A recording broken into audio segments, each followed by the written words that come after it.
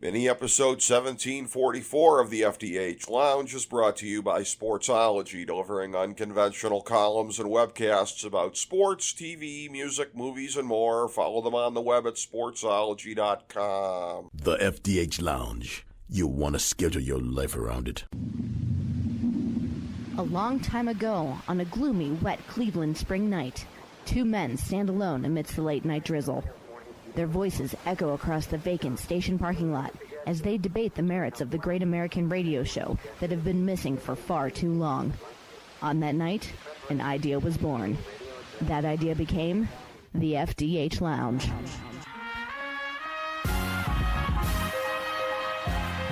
Welcome to the FDH Lounge. Welcome to mini episode 1744 of the FDH Lounge.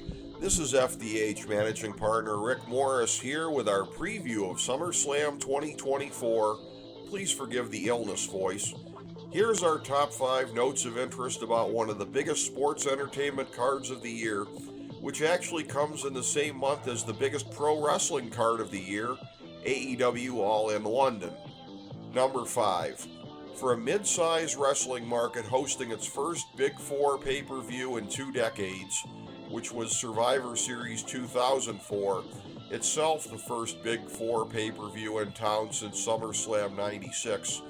There are a lot of ties between the promotion and this city. CM Punk has had some of the worst moments of his life here, from the initial UFC embarrassment to his walkout from the Fed in 2014, to the kayfabe stripping of his world title at Unforgiven 08, even if they haven't factored into his heavily promoted match with Drew McIntyre. Hometown boy The Miz will be hosting the event.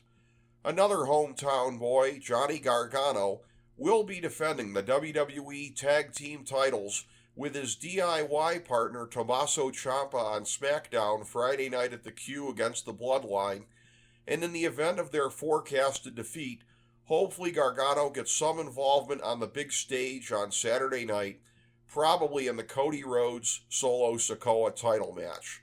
This would be especially poignant for Gargano, since his father just saw his beloved Gargano's restaurant and catering business in town suffer horrible fire damage. Logan Paul will defend the U.S. title against LA Knight in what figures to be a star-making performance for the latter wrestler, if indeed his moment hasn't already passed. For that matter, AEW star Wardlow has long been rumored to be joining the Fed, and in the unlikely event that his contract has expired, he could make a huge debut here. Number 4. The other undercard matches are Bayley defending her WWE Women's Championship against Nia Jax, who is in line for her every 2 years or so push, and Sami Zayn defending the Intercontinental title against the company's latest next big thing, Braun Breaker.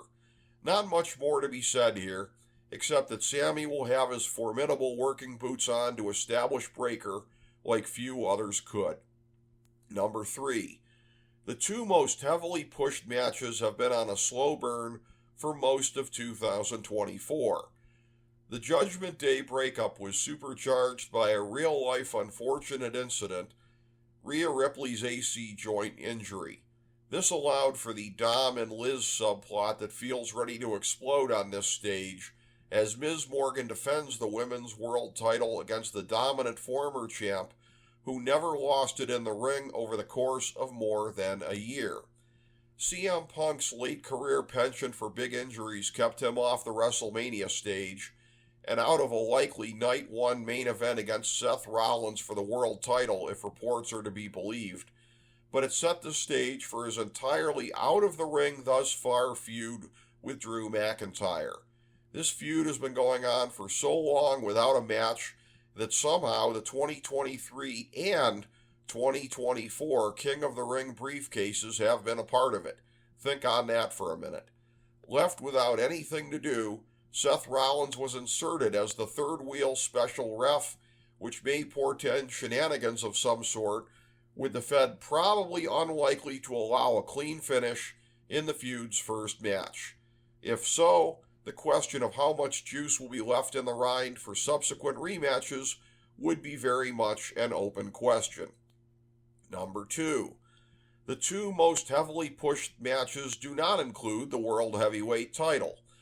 Gunther won King of the Ring to earn a match with Damian Priest and has been cutting work-shoot promos about how Priest has failed to become a top guy during this run. This is cutting perilously close to what's known in the biz as ribbing on the square, as Priest's babyface at the helm of a heel group shtick has done nothing to ensure that this world title run won't be his last. Gunther, as the longest-running IC champ of all time, is a gimme as a future world champion, and the only question is whether the future is now or at Bash in Berlin on August 31st. This has the potential to be a really great hoss fight, so it might have a chance to steal the show, but given the build that a world title match is supposed to have, even that feels like a backhanded compliment. Number 1. It might be the third most anticipated match on the show at best, but the one with the biggest ramifications will be the undisputed WWE Championship match between Cody Rhodes and Solo Sikoa. As has been pointed out copiously on the internet, Sikoa was inexplicably and counterproductively rendered a jobber to the stars after dispatching John Cena last year, but creative has microwaved the guy, and he does feel like he belongs on this stage, so they got away with it. Until very recently, Cody was existing on a different island than the evolving bloodline before they attacked him to bring him back into their angle for SummerSlam.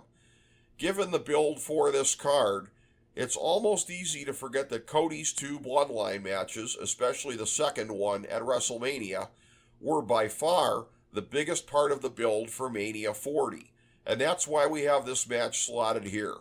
Roman Reigns is widely expected to make his return to kick off the Bloodline Civil War and cement his until now unofficial face turn. This would enable Rhodes to keep his title and again peel off from the Bloodline with other storylines through the fall and winter before getting intertwined again for a match with final boss Rock at WrestleMania 41 in Las Vegas. This card represents a rare move for WWE, putting their most important angle no higher than third from the top in actual perceived importance, even if it goes on last, which it might, to give the full spotlight to the expected Roman return.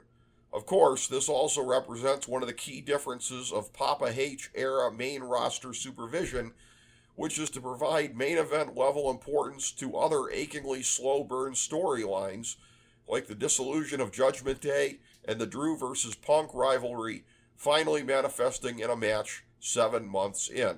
Whatever happens, at least you know they're not flying by the seat of their pants like 2001 to 2022 era Vince booking.